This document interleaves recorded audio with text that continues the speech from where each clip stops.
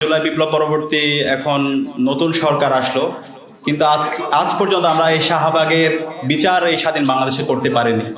যে কারণে এই শাহবাগী যে শক্তি, যারা কখনো বাংলাদেশের অস্তিত্বকে স্বীকার করে না, যারা বাংলাদেশে বসে ভিন্ন দেশের এজেন্ডা এই দেশে বাস্তবায়ন করে, যারা সবসময় ঘৃণা এবং যারা সবসময় বিভাজনের রাজনীতি করে, যারা সবসময় নির্মূলের রাজনীতি করে, এই শাহবাগী শক্তিকে আইডেন্টিফাই করে তাদেরকে বিচারের আওতায় নিয়ে আসতে হবে। এই জায়গায় আমাদের সবাইকে ঐক্যমত আসতে হবে।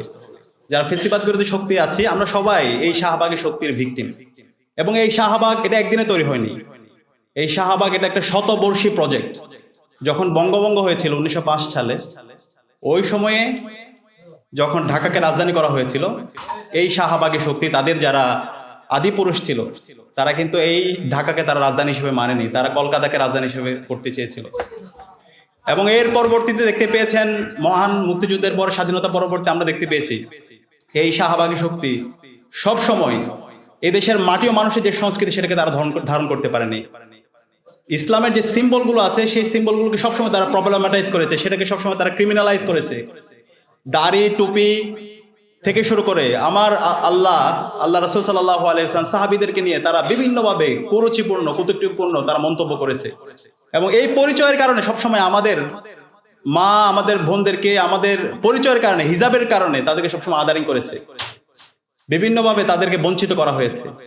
এবং স্বাধীনতা পরবর্তী আমরা দেখতে পেয়েছি 54 বছর জুড়ে তাদের এই নির্মূলের রাজনীতি, প্রতিহিংসার রাজনীতি, ঘৃণার রাজনীতি, সেটা আমরা পুরো সময় জুড়ে দেখতে পেয়েছি। এবং সর্বশেষ সেটার একটা প্রাতিষ্ঠানিক রূপ 2013 সালে আমরা এই শাহবাগ কায়েমের মাধ্যমে দেখতে পেয়েছি। এবং পুরো প্রজেক্টটা রাষ্ট্রীয় পৃষ্ঠপোষকতায় সেটা হয়েছে। এই শাহবাগকে প্রতিষ্ঠিত করার জন্য ফ্যাসিস্ট হাসিনা এবং তার দল আওয়ামী লীগ রাষ্ট্রীয়ভাবে তখন একসাথে তারা কাজ করেছে। এই শাহবাগ কায়েমের মাধ্যমে আমরা দেখতে পেয়েছি বাংলাদেশে তারা বিচারহীনতার সংস্কৃতি তৈরি করেছে, তারা ডিহিউম্যানাইজেশনের যে সংস্কৃতি, সেটার একটা প্রাতিষ্ঠানিক রূপ দিয়েছে। এবং তখন থেকে আমরা দেখতে পেয়েছি এই শিবির অথবা জামাত এই পরিচয়ে যে কোনো নাগরিকের অধিকার হরণ করা বৈধ, কাউকে ট্যাগ দিয়ে তাকে মেরে ফেলা বৈধ, এবং সে মারার পরে আবার সেলিব্রেশন করাও বৈধ। এবং পরবর্তীতে প্রথমে এটার ভিকটিম হয়েছে জামাত, এরপরে হচ্ছে ইসলামিক দলগুলো, আলেম ওলামা, এবং আস্তে আস্তে বাংলাদেশের সকল ফেসিবাদ বিরোধী শক্তি এই শাহবাগের ভিকটিম হয়েছে।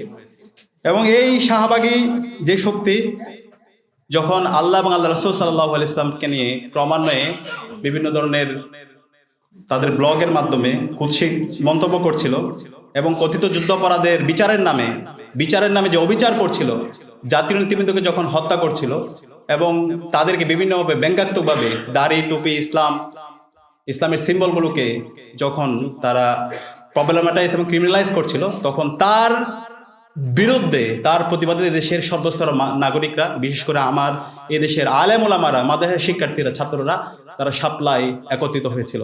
এবং সেই শাপলায় 5 মে আমরা গণজাগরণ দেখতে পেয়েছি, গণজোয়ার দেখতে পেয়েছি।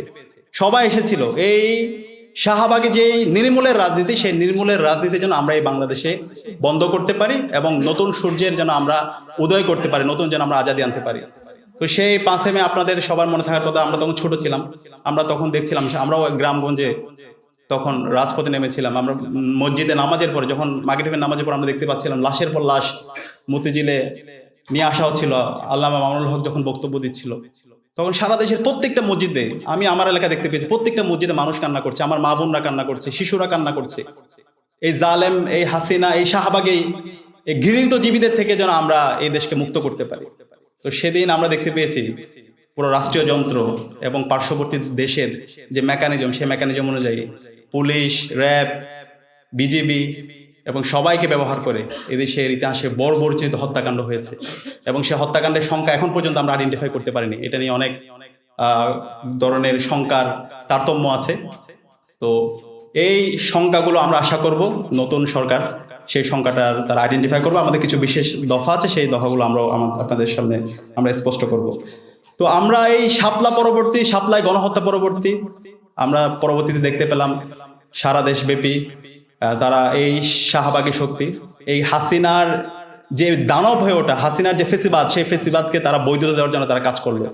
হাসিনাকে বুদ্ধিভিত্তিকভাবে টিকে রাখার জন্য এই শাহবাগী শক্তি তারা কাজ করলো।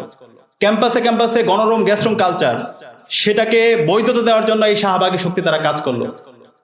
এবং এই শাহবাগী যে মিডিয়াগুলো আছে, একটু আগে শিববীর ভাই খুব চমৎকারভাবে বলেছেন, এতগুলো লাশ পড়ার পরও তাদের কাছে সেটা কোনো ধরনের বিষয় না, বরং কোথায় কি গাছ কেটেছে সেটা তাদের কাছে গুরুত্বপূর্ণ হয়ে উঠলো।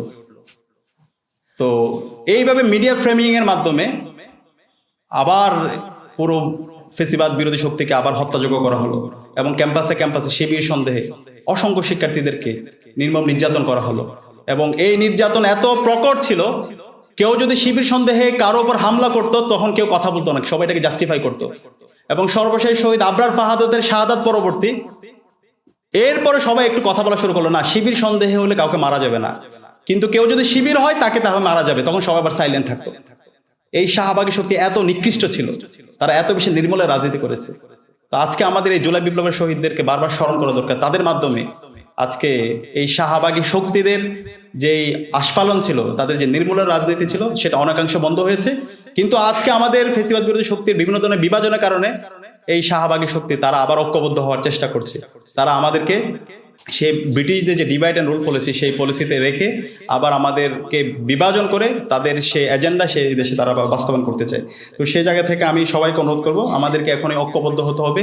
এদেশের মাটি ও মানুষের যে সংস্কৃতি, এখানকার যে মুসলমানের যে সংস্কৃতি, সেই সংস্কৃতিকে বিনির্মাণ করার জন্য আমাদেরকে সবাইকে ঐক্যবদ্ধভাবে আমাদের কাজ করতে হবে। এবং আমাদের শত্রু এবং মিত্রকে চিনতে ভুল করলে চলবে না। 54 বছর জুড়ে আমরা এটা বারবার ভুল করেছি। আমরা আমাদের যে শত্রু তাকে আমরা মিত্র ভেবেছি, মিত্রকে শত্রু ভেবেছি, এবং রাজনৈতিক দলগুলো এই শত্রুকে মিত্র ভাবার কারণে, তাদের ভুলের কারণে পুরো জাতিকে এটার মূল্য পরিশোধ করতে হয়েছে। সুতরাং আমরা আশা রাখবো এই নতুন বাংলাদেশে শাহবাগের বিচারের মাধ্যমে আমরা নতুন সংস্কৃতি বিনির্মাণ করবো ইনশাআল্লাহ। এবং একই সাথে আমাদের জায়গা থেকে, ডাকসুর জায়গা থেকে আমরা কয়েকটা দাবি আমরা সরকারের কাছে উপস্থাপন করতে চাই। প্রথমত দাবি হলো, এই শাপলা যে গণহত্যা হলো, আজকে 13 বছর আমরা বিচারহীনতার মধ্যে দিয়ে যাচ্ছি। এই শাপলা গণহত্যার জন্য একটা স্বচ্ছ তদন্ত কমিশন গঠন করতে হবে, এবং এই তদন্ত কমিশনের আওতায় যারা এই গণহত্যার সাথে জড়িত আছে তাদের সবাইকে বিচার আওতায় নিয়ে আসতে হবে। বিশেষ করে ওই সময় পুলিশের উচ্চপদস্থ, পুলিশের আইজিপি, ডিএমপি কমিশনার, র্যাব এবং সীমান্ত রক্ষা বাহিনী, বিজেপির যারা ডিজি ছিল, তাদের প্রত্যেককে এবং খুনি হাসিনাকে বিচারের আওতায় নিয়ে আসতে হবে। রাষ্ট্রীয়ভাবে এই শাপলা গণহত্যাকে স্বীকৃতি দিতে হবে। আমাদের এটা খারাপ লাগে, এখন পর্যন্ত আমরা রাষ্ট্রীয়ভাবে শাপলা গণহত্যাকে স্বীকৃতি দিতে পারি নাই। আজকে এতগুলো আমাদের মানুষকে আমরা হারালাম, কিন্তু এখন পর্যন্ত এটাকে রাষ্ট্রীয়ভাবে স্বীকৃতি দেওয়া হয় না। আমাদের পক্ষ থেকে দাবি থাকবে এই শাপলা গণহত্যাকে যেন রাষ্ট্রীয়ভাবে স্বীকৃতি দেওয়া হয়। একই সাথে নিহত এবং আহতদের পরিবারের রাষ্ট্রীয়ভাবে যেন তাদের ক্ষতিপূরণের ব্যবস্থা গ্রহণ করা হয়। এর পাশাপাশি এই যে এত বড় গণহত্যা হলো, সেই গণহত্যার জন্য রাষ্ট্রের পক্ষ থেকে যেন এটার জন্য তারা দায় নিয়ে এটার জন্য দুঃখ প্রকাশ করে, এবং জড়িতদের যেন দ্রুত বিচারের জন্য তারা রুটম্যাপ ঘোষণা করে। এবং এখন পর্যন্ত যেহেতু আমরা শহীদদের সংখ্যা নির্মাণ করতে পারি নাই, আইডেন্টিফাই করতে পারি নাই, এই তদন্ত কমিশন দ্রুত সময়ের মধ্যে সকল ভিকটিমদের সাথে বসে এবং ওই সময়ের ঘটনা প্রবাহগুলো এবং ওই সময় যে মানবাধিকার সংগঠনগুলো ছিল তাদের সাথে বসে শহীদদের প্রকৃত সংখ্যা যেন জাতির কাছে প্রকাশ করে, এই দাবিগুলো থাকবে। আমরা আশা করছি এই স্বাধীন বাংলাদেশে, নতুন বাংলাদেশে আমরা এই জায়গায় সবাই একমত হব। এই শাহবাগের বিচার, যারা বাংলাদেশে সবসময় ফেসিবাদ কায়েমে সহায়তা করেছে,